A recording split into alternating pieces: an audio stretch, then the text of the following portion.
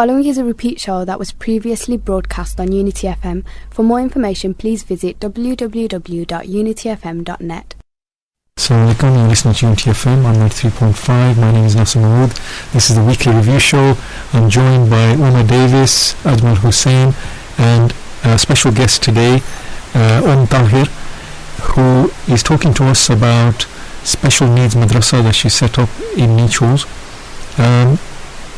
Tahir, that's correct, isn't it? It is in Nichols, the madrasa? Yes, at the Al-Bir school. Details can be found on the Facebook page. Okay. Special Madrasahs at live.co.uk. Okay. Now, Ajmal, you were asking during the break, Sister Tahir, how many children are in the... Can you repeat your question? Yeah, because you were speaking about the importance of class sizes. So, just wanted to ask you how many numbers in there and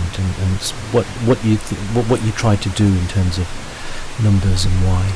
I've done a ratio of 1 to 6. So we have the teacher who is qualified to teach Quran and Arabic, and then we have a supporting member of staff who has the experience in working with children with special needs. I will then also be not far making observations, seeing how the children work on their own with the teachers in groups, so that we can link it with the schools eventually and just give the parents as much support as we can. Okay, we've got a caller online. I'll just take this call. Assalamu alaikum caller. What's your name, brother? Brother Kamal. Okay. Kamal Abu Jibril. Nasser, how are you doing? Alhamdulillah, good. How are you, Kamal? Thank you. Do you have a question or a comment to make? Yes. Thank you for the show. It's very interesting because it's something to do with the future ambassadors of Islam in the UK, yeah? And there was something very, very interesting about the madrasahs. Yeah. Okay. The thing is, out of experience and with masjids and the teachings and all this, right? Definitely, there's something missing on a program of teaching, because it becomes like a mechanical way to teach the Quran and try to memorize the Quran without even understanding the meaning of the Quran.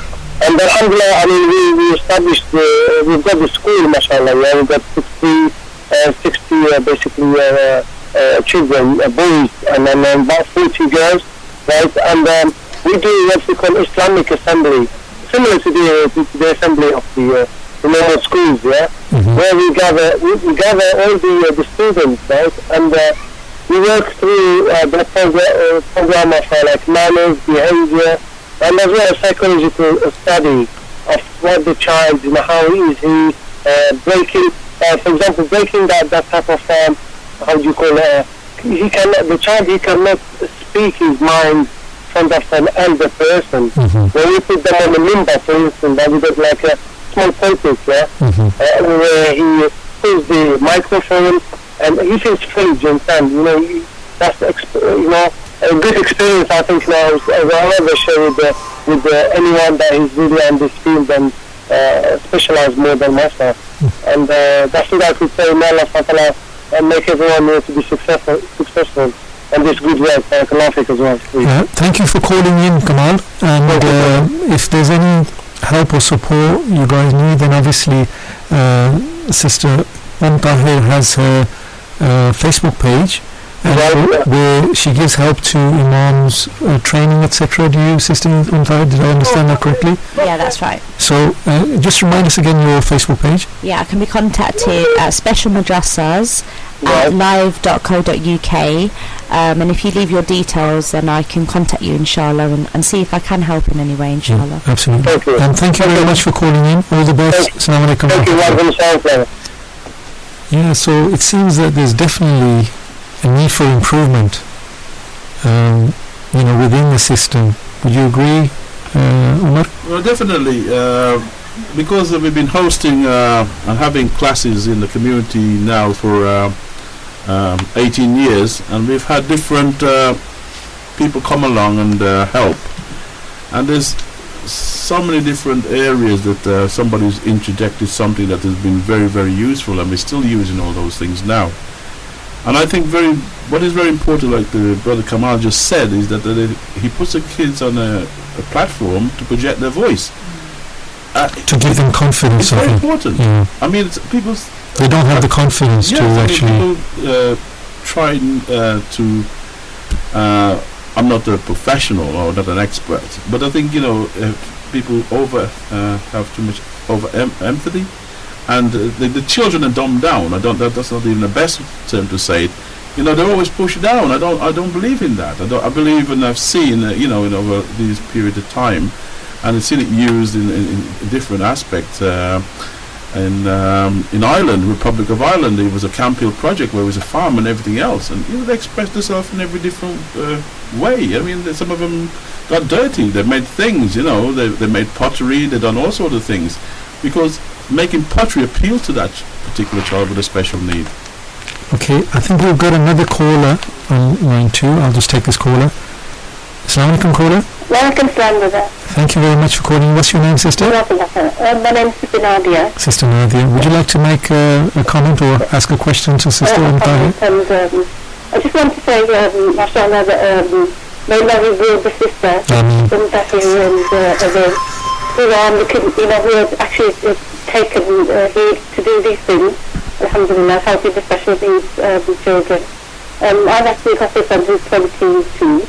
But alhamdulillah, his speech has been like a downfall and he's learning difficulties. So he's always been going to Madrasahs since he's probably been about 5 years old, and he's always had a lot of support. And I do want to say that, mashallah, I know that 5 or 6 Madrasahs are actually holding, Talim and the adabs of growing up, lots of different, things, issues that we should be dealing with as well. Dealing with menstruation for children, young girls and things like that, lots of different things. So I just want to say Jazakallah khairan, and may Allah reward this sister and everybody else, and that's it. If I can just let Ajmal come in there, I think you want to make a comment. Yeah, something just struck me actually when with that caller who's talking about her son being of a kind of much older age.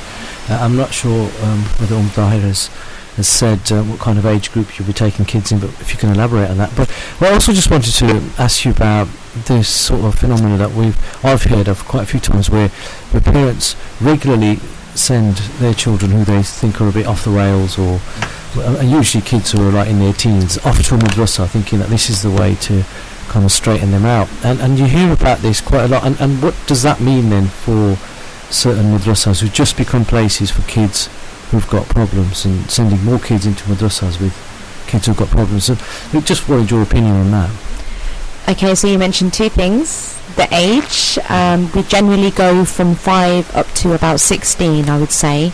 But I'm willing to assess children, because I know that obviously with some autistic children, their capability of performing, so he might be 22 but he may be performing at a different age level, so I may be able to broaden that, inshallah. We'll see what comes of it. The second point that you made, memory's gone blank. Yeah, so it's about madrasas who end up having kids who've just been passed around different schools.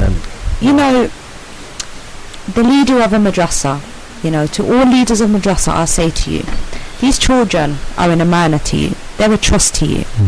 So if you're going to take that money, then know that you're taking that money with a responsibility, and if you think it's sufficient for them to just learn Quran and to send them on their way, then that's your intention.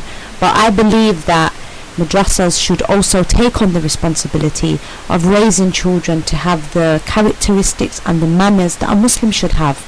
Because for me, when I'm standing outside a madrasa, or I happen to be driving past one, and I hear some of the language coming out of the mouths, and I see the behaviour of the children, this is not the characteristics or the manners of the Prophet ﷺ, the Sunnah of the Prophet Muhammad, peace be upon him, which many people say that they follow that Sunnah. Ajmal, did you want to come back on that?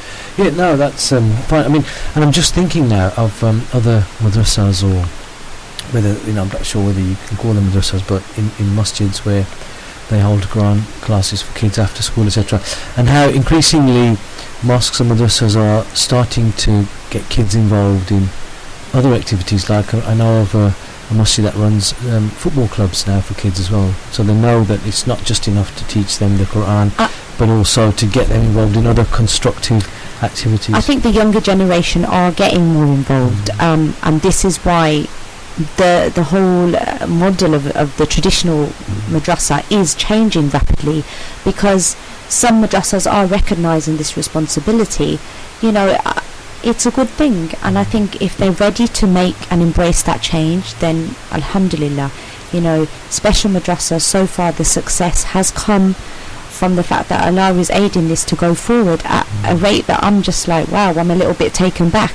But yes, I put the idea out there, but this project, I have to give thanks, of course to Allah, but to the parents and to Al-Bir School, and Unity FM, subhanAllah, because everybody is really just making this easy to take place. And I think especially if madrasa wants to affect change and they really want to see the good for these children, because we need to prepare our children and raise them to be good contributions to this earth, then take on that responsibility and re-look at your intention.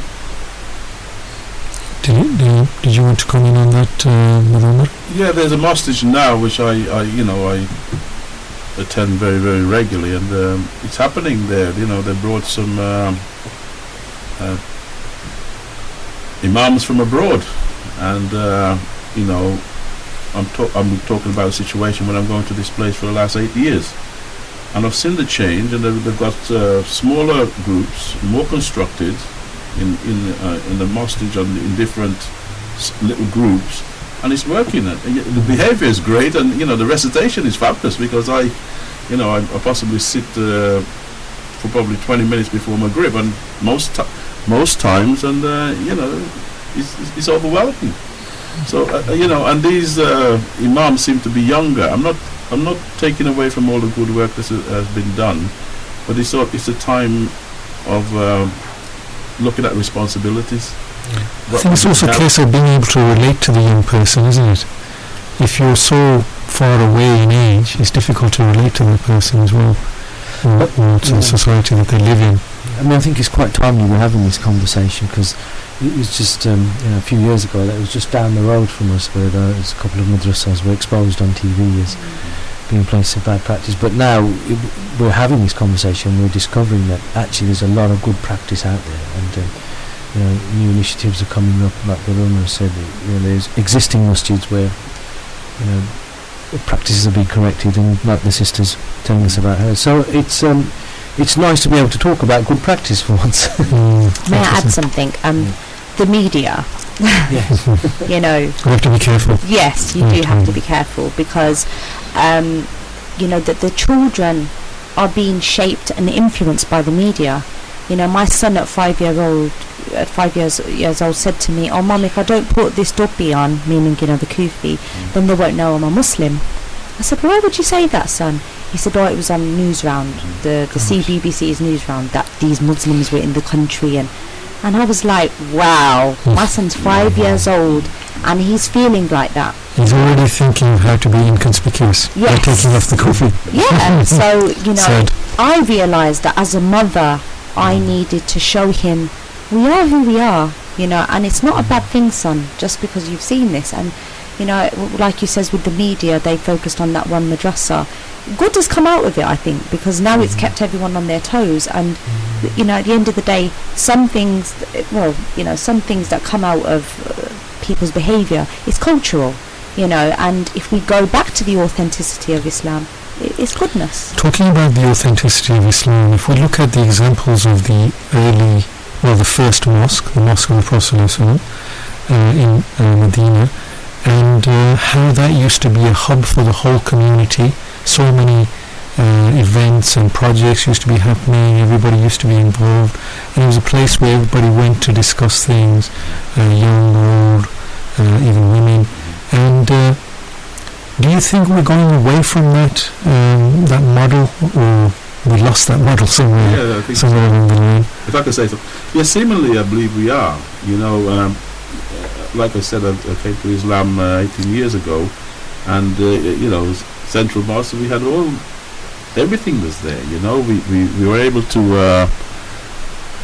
look at all aspects of Islam, the new Muslims, you know, our education, and even somebody, you know, I was 41, 2 at the time, and, you know, need to be educated. I mean, people took on the responsibility.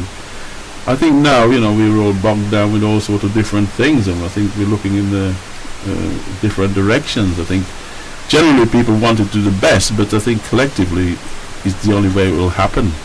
That, you know, we can contribute collectively in a very, very positive place, and obviously that's the mosque. You seem to have had a lot of support from Central Mosque when you first came to Islam. You mentioned that previously, is that correct? Yes, absolutely. You know, I mean, the nature of things that happened, you know, the youth club, the children had experience in janazas, they were experiencing walimas, you know, and, you know, a lot of times there was always fed. So, I mean, you know, they were very, very appreciative, and obviously very a lot of interaction in what was happening in the community, be it somebody getting married or somebody passing away. And the children were standing in the rows behind the men for, you know, the aspect of janazas. So, you know, they picked up something. It was a habit, you know. I mean, this is the thing that happens. It's ingrained in you as a habit, you know what I mean? One of the things I remember when I first came to the mosque here at the Amana, the Borsley Centre, many years ago, was that I saw a lot of kids running around the mosque in between prayer time, and I was quite taken aback, and I thought, you know, nobody's telling these kids off. But gradually I realised that when it came to prayer time, these same kids would run, do their wudu and come and join the prayer. And I realised that there's some hikmah behind that, because it's making them feel at ease in the mosque. It's making them feel that this is a place of refuge. It's a place where they can. It's part of them. It's their place. Whereas other mosques, and particularly from, I don't want to single out any one community. I mean, I'm originally from Pakistani Kashmiri community, but we tend to find that they're always browbeaten and told off, sit like this, be quiet, don't speak, don't do this, don't do that. And you know, it goes back to what Brother Kamal earlier was saying, giving children a chance to articulate themselves, to be confident, because they've been so pressed down, not being allowed to speak. Do you think that this keeps some children out of the mosque, or alienates them from the mosque, this type of behaviour, not allowing them to feel comfortable within the mosque? Inshallah, they should be comfortable in the mosque. I mean, you know, it's appropriate that obviously the young boys will be young boys, and energy, and they'll have a lot of energy to... I'm not saying they should go and destroy the mosque. No, absolutely not. I'm just saying, should they be allowed and made feel welcome in the mosque, and know that they're children, and adults should have that little bit of flexibility for them, and realise that if they're not going to be in the mosque, then they're going to be doing something else, you know, which is contrary to their Islam. I mean, we have to manage it, and the children have to be in the mosque, you know. I mean, we have to obviously... Just on that note, I wanted to make a quick announcement. Okay. Here at the Borsley Centre, we have the Muslim Scouts Group, Muslim Association of Britain Scouts Group, which belongs to the Muslim Scout Fellowship. Now, the Muslim Scout Fellowship is an organisation that works alongside the conventional scouts. They do everything the same. They take children out in the countryside, they help them to learn skills in terms of chopping wood, building fires, cooking their own meals, orienteering, also setting up tents. Basically, they learn certain skills, team building, etc. And then of an evening when they sit down, obviously they talk about, you know, examples of the Sahaba, Seerah, you know, all these kind of things to give them that linking to the authentic Islam, I think Tahir said earlier. And the Birmingham Scouts Group, Muslim Association Birmingham Scouts Group, are doing a big summer carnival this year, and this is going to be on the 1st of July, not too far away. And it's going to be a fun day, carnival type event, It's going to have live entertainment. Obviously, it's going to have nasheed groups and things like that, including fire blowers, beatboxers and drummers, etc. There will be scouting games, arts and crafts, a barbecue, plus meet and greet special guests and children's characters, and a whole load more. That's going to be on Sunday the 1st of July 2012, 11 a.m. till 6 p.m. at Sparkhill Park, Sparkhill, B11 4EA. Now it's just a very nominal £1 entry, and you buy your ticket and get entered into a prize draw to win a family day out, and it's all the proceeds will go towards helping kids access more scouts trips and projects. So for more info you can contact 0797 07 16175, or to book a stall you can call 0744 84 257 65. That's for info contact 0797 07 16175. Now, Sister Untali, you wanted to make a comment there? Yeah, talking of numbers, if anybody does want to contact me, my mobile number is 07852 354 848. Okay. So yeah, obviously, and then you can contact us on special madrasahs at live.co.uk. Okay. Now, we want to thank you for coming in and talking to us about your work, and it's really important work in the sense that sometimes it's small ripples like this that create waves. They start as small ripples, but they become waves. And I just want to move on to one other topic. We've got an event here at the Borsley Centre, and it's on Friday the 22nd of June, and this is an interfaith question time, cult or community. Okay? Panelists include Sheikh Muhammad Yahya Al-Nanawi from the USA, Sheikh Faiz Al-Aqtab Siddiqui from the UK, Sheikh Shadia Suleiman from Australia, whose lectures we're actually playing at the moment on UTFM, Sheikh Shafi from UK, Sheikh Zaid from Saudi Arabia, Ustad Kamal UK, and basically this is going to be about differences. I mean, difference in opinion have always existed in Islam.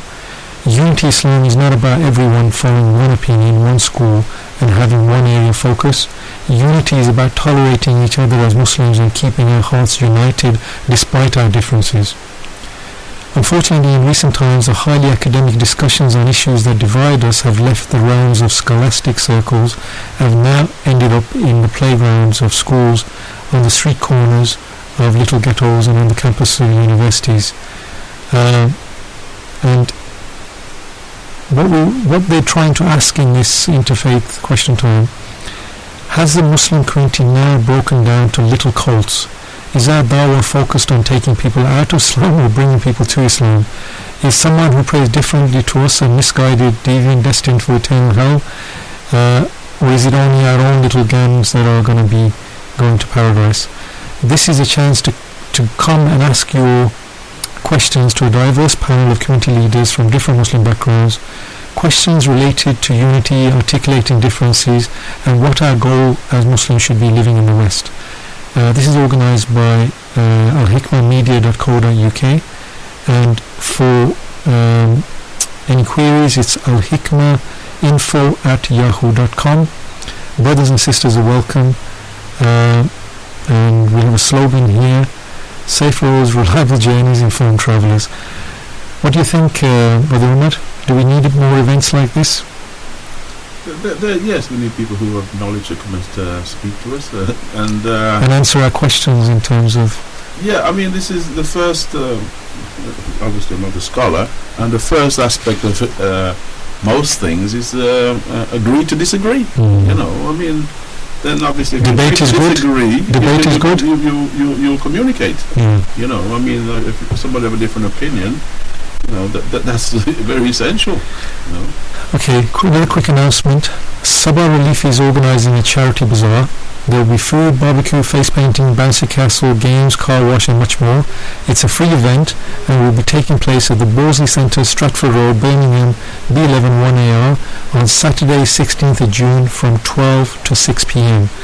That's Sabah Relief is organising a charity bazaar. Lots of fun things to do. For more information or to book a stall, call 07980 142 509 07980 142509, or alternatively you might get some information by ringing the Borsley Centre. We're heading up towards the end of the show, but just to remind everyone, Sister Untai, would you like to just remind people your Facebook page and the website I think you mentioned, Yes. so that they can ask for help or questions and then you can try and provide them? Yeah, it's Special Madrasahs at live.co.uk. My telephone number is 07852 354 848.